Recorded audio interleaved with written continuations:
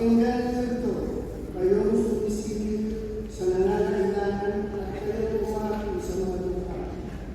Ang sabi niyo sa inyong sarili, init na dumatapos ang mga araw ng pamamahinga. Hindi tuloy namin maipagbili ang aming mga inanin.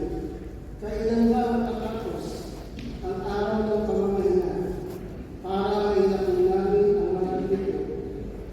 Tataasan namin ang halaga, gagamit kami ng walang takalan, at dadayain namin sa timbang ang mga mamimili.